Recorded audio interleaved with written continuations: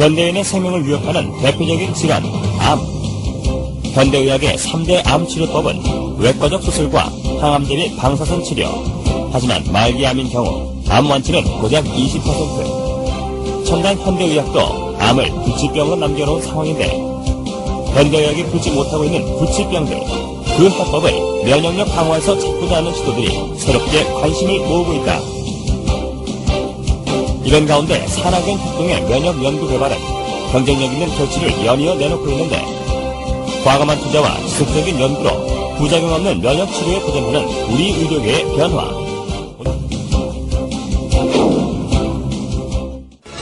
천연 생약제에서 추출한 성분으로 만든 항암 기능성 식품이 국내에서 처음으로 개발돼서 이르면 이달 안에 시판될 예정입니다. 주용호 기자가 전합니다. 항암과 암치료 부작용이나 성인병을 예방하기 위해 개발된 기능성 식품입니다. 해모힘과 해바순으로 이름 지어진 이들 식품은 생체 손상을 막고 조혈과 면역 증진, 생체 조직의 재생을 촉진하는 기능을 발휘합니다. 이러한 효능을 입증하기 위해 쥐에게 암세포를 투여해봤습니다. 암세포가 계속 전이되는 왼쪽 쥐와는 달리 기능성 식품을 투여한 오른쪽 쥐에서는 암세포 억제 효과가 나타났습니다. 이번에 개발된 이 두 기능성 식품은 해바라기와 당귀 등 우리의 전통 한약재에서 그 성분을 추출했습니다. 생명공학과 방사선 기술로 천연생약제를 조합해 새로운 복합 물질을 만드는 방식을 썼습니다. 각각의 성분들을 분리를 해서 그것의 각각의 효능을 검증한 다음에 효능을 극대화할 수 있게 다시 그 성분들을 재구성한 겁니다. 종전의 천연생리 활성물질은 항암 효능에 한계가 있고 독성까지 강했습니다. 하지만 이번에 개발된 항암 기능성 식품은 여러 성분을 조합해 효능을 높이고 독성은 없앴습니다. 이들 항암 기능성 식품은 원자력 병원 등에서의 임상시험과 병행해 이번 달 안에 시판될 예정입니다. KBS 뉴스 조용호입니다. 환자의 면역력을 탁월하게 높여주는 새로운 생약 복합제가 국내 연구진에 의해 개발됐습니다.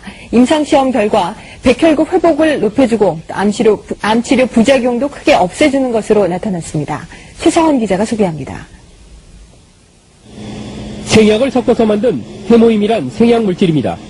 원자력 연구소는 천연생약제 30여 종을 집중 분석한 끝에 당귀와 천궁, 백작약 등을 재합성해 이 생약물질을 만들었습니다. 이들 생약제에는 면역을 활성화시키고 조혈장애를 없애는 황산화물이 있는데 연구팀은 이 성분들을 재구성하는 방법으로 면역 증강물질을 개발했습니다. 원자력병원에서 임상시험을 한 결과 새 생약물질은 암 환자들의 면역력을 크게 높이는 것으로 나타났습니다. 유방암과 자궁암 환자 각각 12명에게 새 생약물질을 복용시켰더니 모두 회복 속도가 60% 정도 빨라졌습니다. 특히 이 생약 복합제는 암치료에 따른 염증이나 구토 같은 부작용을 크게 줄일 수 있는 것으로 나타났습니다. 암 환자들은 치료를 받으면서 기력이 떨어져 문제가 됐지만 생약 복합제를 복용한 환자의 80%가량이 기력 회복에 큰 도움이 됐다고 답했습니다. 해모힘을 먹은 환자들은 전신 무력감이 많이 없어져서 더 약을 요구하는 환자들이 많았습니다.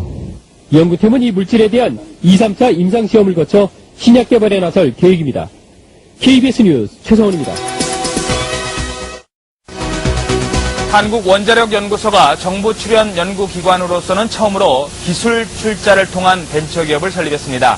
이번 투자는 금전이 아닌 기술 투자에서 연구기관 벤처 창업의 새로운 모델로 평가받고 있습니다. 대전에서 이정우 기자가 보도합니다. 천연 생약 복합 조성물인 해모임입니다.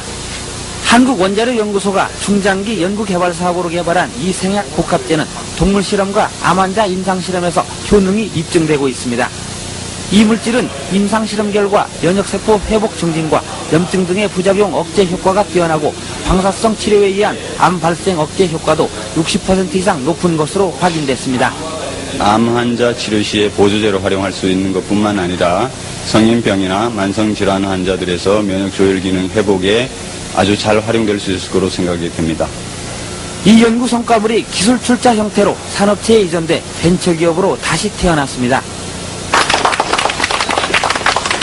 이번 기술 출자는 한국원자력연구소가 직접 벤처기업에 공동으로 참여하는 방식으로 그동안의 단순한 기술 이전과는 다릅니다.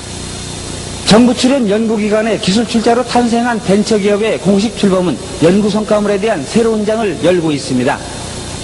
정부 지원만을 받는 연구소에서 탈피해 연구 성과물의 상용화, 산업화를 통해 경쟁력을 강화하고 이익금을 환수해 연구 기반 확충에도 도움을 줄 수 있다는 설명입니다.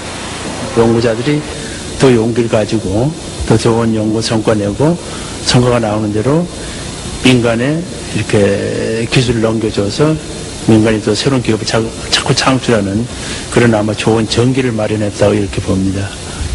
기술투자 벤처기업은 금전 등 실물 자산이 아닌 특허와 실용신안 등 기술 투자로 이루어지기 때문에 연구기관 벤처 창업의 새로운 모델로 평가받고 있습니다.